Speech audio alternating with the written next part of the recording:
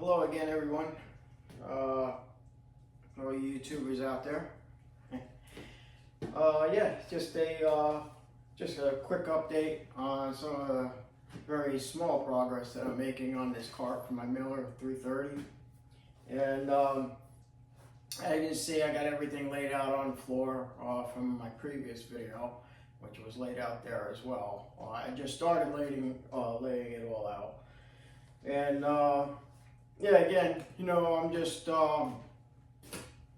I don't have, you know, one of these really nice welding tables and, you know, everything to do my layout on. So most everything I do, if I build like this, I got to come up off the floor. So fortunately enough for me, my floor is pretty flat, but it is, like all floors, it's not perfect either. So I do have to compensate a little bit here and there.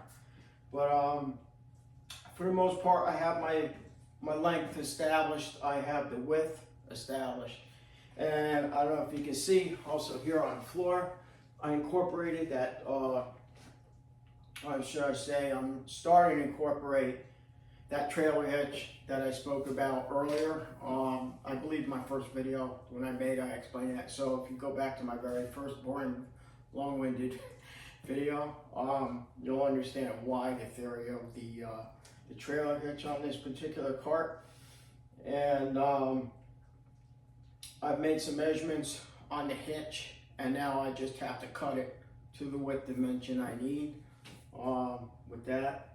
And also with the help of my trusty bar clamps. I can't say enough. Well, you know, if you're working, you don't have one of those tables to work off of as such, a really extreme flat surface to work off of. I tell you, bar clamps, well, probably even if you have one of those tables, bar clamps, I tell you, you just can't have enough of them. So actually, they're pipe clamps, to be honest. So you can buy usually any threaded pipe, 3/4, ½ inch. You can get the clamps that just will, if the pipe is threaded, NTP, National Pipe Thread, NPT, excuse me, National Pipe Thread, which is standard. You can go to like any hardware, Lowe's, Home Depot, and pick up the pipe, and they sell the clamps that will just screw onto those, and you can crank them and get them down real tight. I find those to be really advantageous. Like I said, especially if you're working on the floor, it will definitely help you to achieve getting everything squared up, you know, and put together and everything mocked up. So basically where I'm at right now, I'm at the point where I'm still taking some measurements and still at a mock-up stage, if you will, for lack of a better term. I've already established and marked out where I'm going to need to grind and clean all the steel for when I start to weld this all together.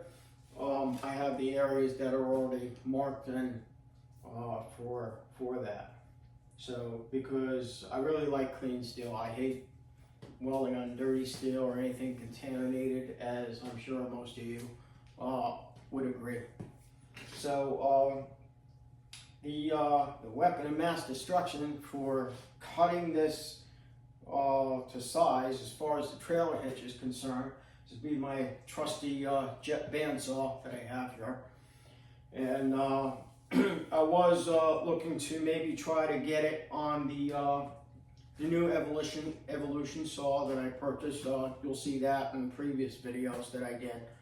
I gave a little demonstration on a separate video, nothing official or anything as I'm doing now, but you'll see it there. But due to the way the hitch is configured and all the little extras that are on it, it made it quite the challenge to try to safely put it on the Evolution and cut it with the Evolution miter saw. So I opted for the bandsaw. I think this is going to be a better choice and a safer choice as far as cutting and hacking up the hitch. All right. And again, this is an old hitch. I've had it around, laying around the garage for years. It's doing nothing, and I came up with this idea. I did this before on a Miller 302, as I had already mentioned previous video before this, and you know, yeah, I think it's definitely going to fit the bill. So I'll be putting that on this bandsaw here, my jet saw. Also, just a note that in my previous videos, I mentioned things like my Evolution saw, my Miller 330, and my Lincoln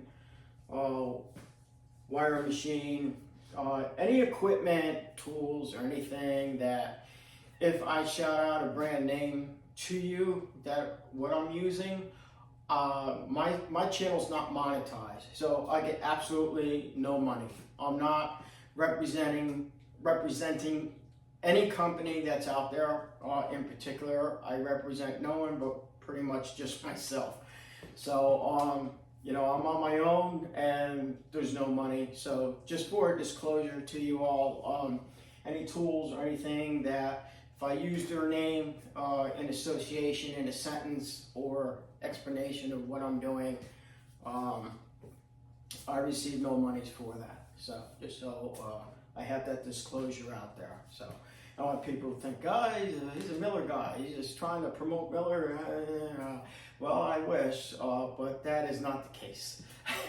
Again, like I said, I am not monetized, so nothing whatsoever, and I am on my own.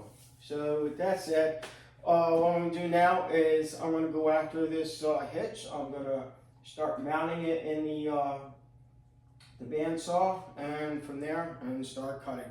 I had already marked everything that I need to mark on this hitch.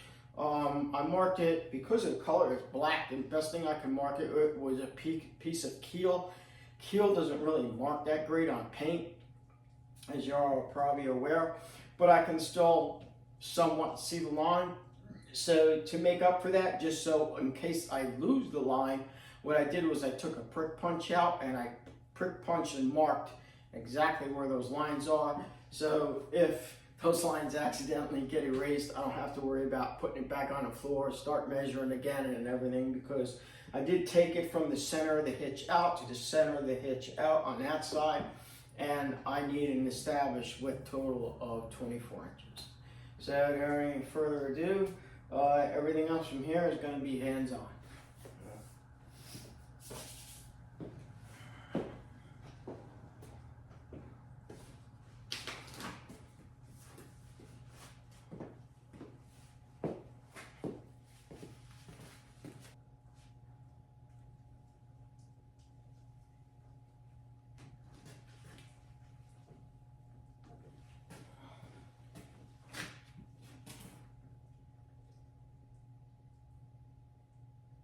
It looks like I'm pretty good. I'm pretty lined up with my marks. So just like before, if you watched my video before previously, using my Evolution saw, I took the measurement and I marked it. When I came down with the blade, I just lightly touched it and scored it. I lifted the blade, rechecked that measurement to make sure, but because sometimes you forget to take in consideration of the 1/8 inch thickness of the carbide teeth on each blade as it spins. So you could be a little bit over to one side of the line and not realize it, and you go to cut and you could end up being too short, like an 1/8 inch too short. So even though this is not a carbide blade, it's a thinner blade, I still like to utilize that practice. What I'll do is I'll come down, just let the blade work a little bit, just score it, and then I'll lift it back up and just check it. All right.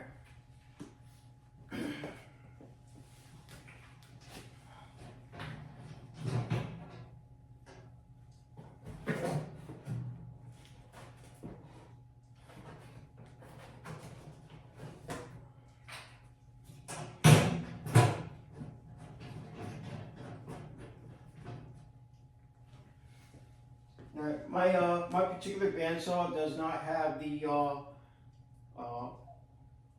automatic lubrication, if you will. So what I do is I end up using some cutting oil, and what I do is as it's cutting, every few seconds I just give it a quick shot to keep that blade nice and clear. The cutting oil I use is CRC cutting oil. It's a thread cutting lubricant. So, and it does really well. I've been using it for years, and I tell you though, it is hard to find. The only, it's really hard to find on in auto stores or anything like that. So, but if you search it out online for yourself, you should be able to find it. So.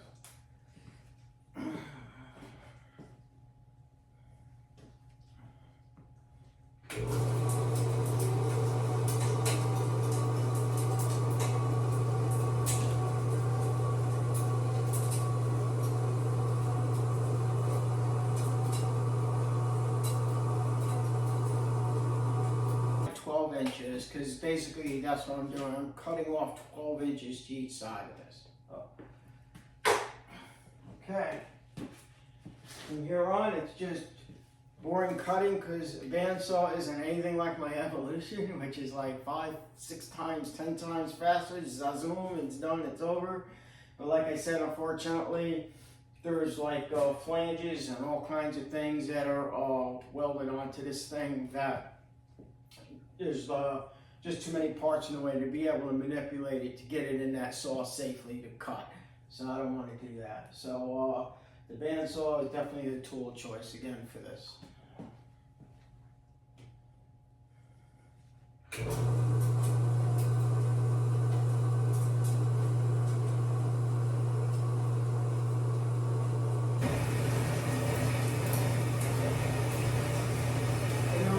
All I'm really giving it is just a few squirts every few seconds as this thing cuts.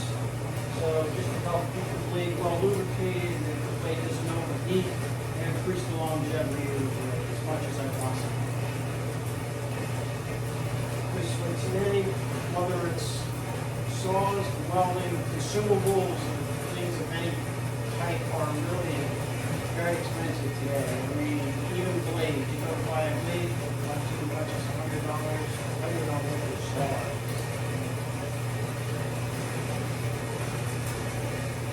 So always lubricate your bandsaw as you cut. So definitely reap the rewards at the end of the longevity of the blade.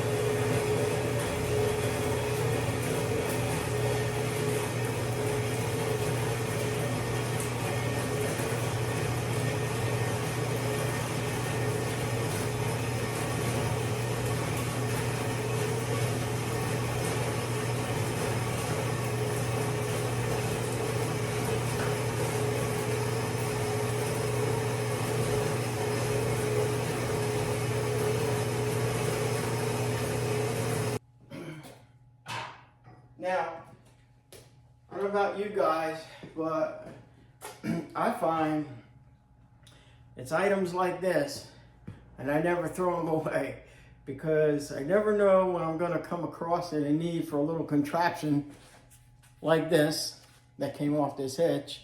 And, I usually end up chucking them in a bucket or something like that, and saving them for safekeeping. So I have all this like scrap steel of parts that, as they say, parts is parts. You never know when you're gonna need it, right? So I never throw this stuff out. I'll keep this for a rainy day, because you never know. I get working on a project for myself or someone else or something, and and I run into a situation where I need some sort of oddball thing that I don't have to worry about fabricating or welding. I'm like, wait a minute, you know what? I got something already made up that just might fit the what I'm trying to do. So yeah, so I never throw stuff like that out.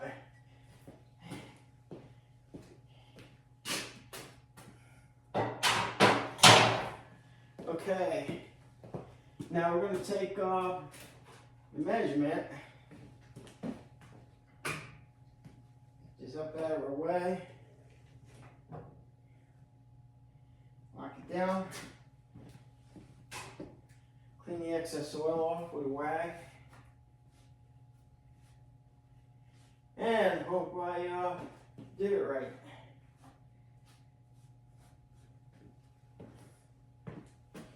So let's see what we got.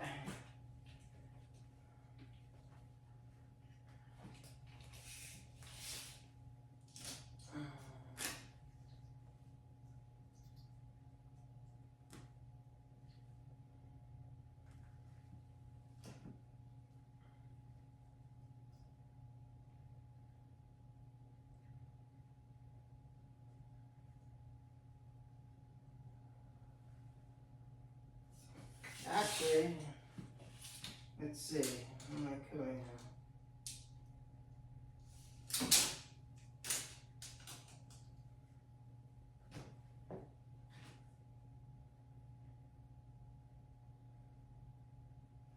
Under there.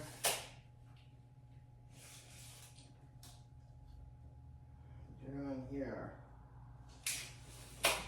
According to this, it's showing I'm dead on. So, I'm gonna put this down on the floor where it was. Line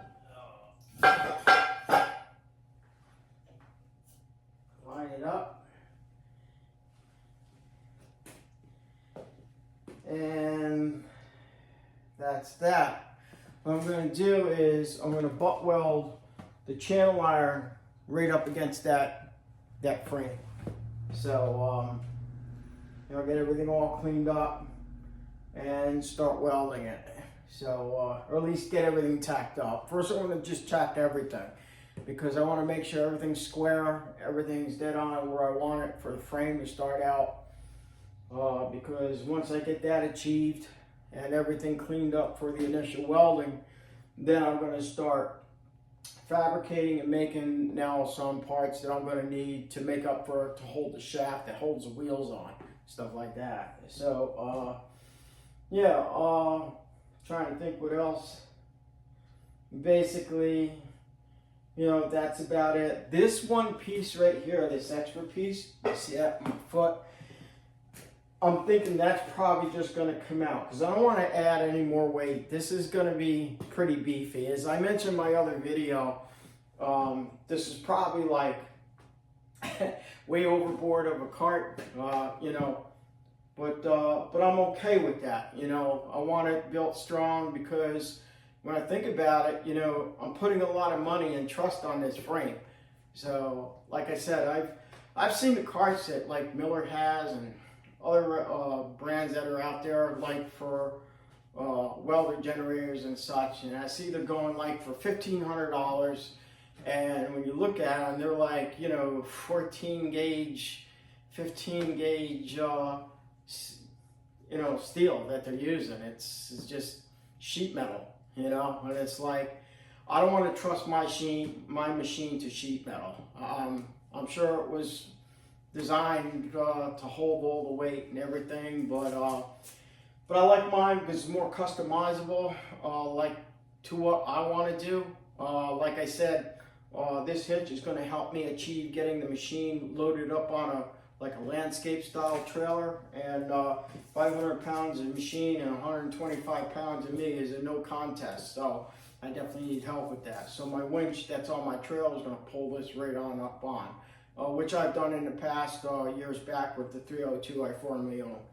So basically I'm just pretty much doing the same thing as I did last time, but I'm adding some little extras which I like because after I had built my first one, I realized, gee, I wish I had done that. I wish I had did this. I wish, so as they say, hindsight's 2020. But now I have a second opportunity to make it even better. So I guess maybe that's just what life's all about, right? You get that second chance, you make it better.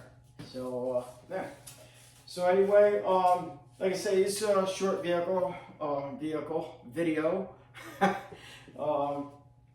Thank you for watching, and next time I'll be going through hopefully some actual grinding and cleaning the steel, and and just think, I'm talking this strange, I didn't even have anything to drink yet. You should see me when I drink. So anyway, yeah. It's coming along slow, but it's progress. I guess slow progress is better than no progress at all. So again, thank you for watching, and I'll see you on the next one. Oh, don't forget, as always, like and subscribe. Much appreciated.